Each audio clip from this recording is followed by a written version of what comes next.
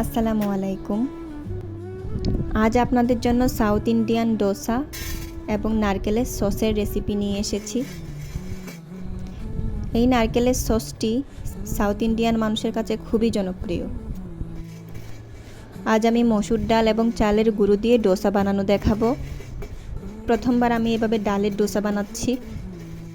প্রথমে আমরা ডোসা সসটি তৈরি করে নিব।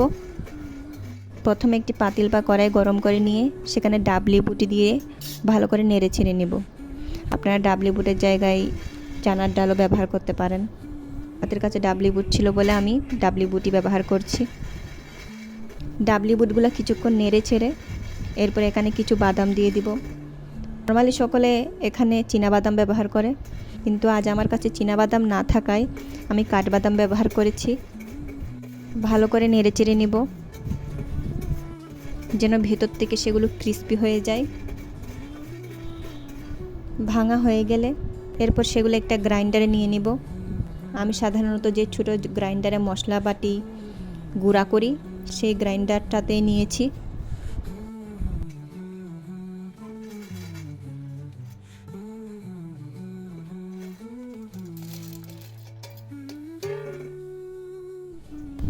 এরপর এখানে কিছু নারকেল দিয়ে দিব। আপনারা নারকেল কুচি বা বাটা যে কোনো একটা ব্যবহার করতে পারেন। ফ্রেশ নারকেল দেওয়ার চেষ্টা করবেন, তাহলে স্বাদটা অনেক ভালো হয়। এরপর একটা কাঁচামরিচকে কুচি করে দিব। অল্প পরিমাণে রসুন দিয়ে দিব। এই নারকেল সসটিতে টক ব্যবহার করা হয়, তাই আপনাদের কাছে তেঁতুল থাকলে তেঁতুলের রস বা তেঁতুলের পাল্প দিতে পারেন। আমার কাছে আসলে তেঁতুল ছিল না, তাই আমি তেঁতুলের সস ব্যবহার করেছি এতে।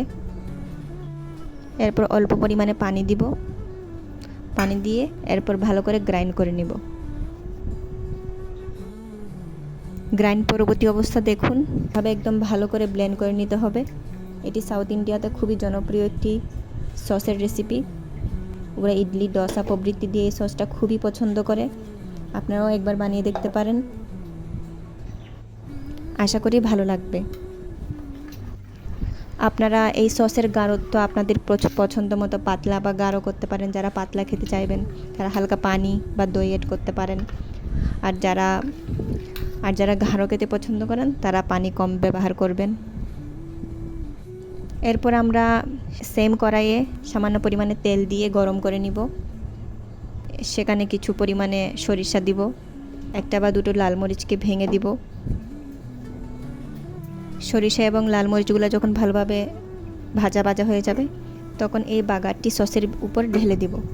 অনেকে এই বাগারটা ছাড়াও সসটি পছন্দ করেন, আবার অনেকে বাগার সহজ সস পছন্দ করেন। আপনাদের কোনটি ভালো লাগে সেটা সম্পূর্ণ আপনাদের নিজস্ব টেস্টের উপর।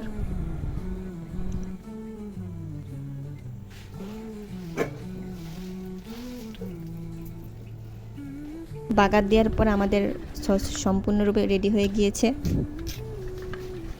আপনারা চাইলে এতে অল্প পরিমাণে লবণও অ্যাড করতে পারেন, আবার অনেকে লবণ ছাড়াও খেতে পছন্দ করে।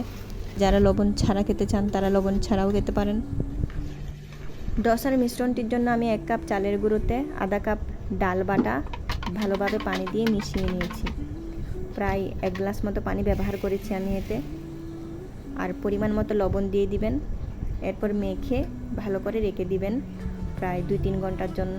অনেকে সারা রাত পর্যন্ত রেখে দেয়। এরপর বানানোর আগে সামান্য করে তেল দিয়ে মিশ্রণটাকে ভালোভাবে ফেটিয়ে নেবেন। অনেকে তেল ব্যবহার করেন না, আমি আজ তেল ব্যবহার করেছি। ডোসা বানানোর আগে তাওয়াকে ভালো করে গরম করে নেবেন। এরপর সামান্য হালকা তেল দিয়ে ভালো করে তাওয়াটাকে মুছে নেবেন। এরপর বারবার পানির ছিটা মেরে সেই তাওয়া থেকে তেলগুলো আবার টিস্যু বা কাপড় দিয়ে মুছে ফেলবেন। এই টেকনিকটা ফলো করলে ডোসা বানাতে খুবই সহজ হবে। ডোসার ব্যাটারটা তাওয়ার গায়ে থেকে উঠে আসবে না, যেটা সবারই বেশিরভাগ ক্ষেত্রে সমস্যা হয়। এবার আমার ভিডিওতে দেখানো মতো সুন্দরভাবে ডোসাগুলো বানিয়ে নিন।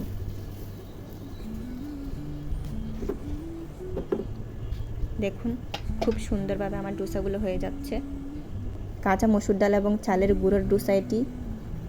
সাউথ ইন্ডিয়ান মানুষ বা ইন্ডিয়ান মানুষ ডোসা মূলত কাঁচা ডালকে বেটে বা ব্লেন্ড করে বানাই। তাই চুলার জাল মিডিয়াম টু লো রেখে ভালোভাবে ডোসাকে ক্রিস্পি হতে দিবেন। দেখুন খুব সুন্দরভাবে উঠে আসছে। আমাদের ডোসাগুলো রেডি। এভাবে সুন্দরভাবে ডোসা সসের সাথে ডোসা পরিবেশন করতে পারেন। আজ এই পর্যন্তই। সকলে ভালো থাকবেন। ধন্যবাদ। আসসালামু আলাইকুম।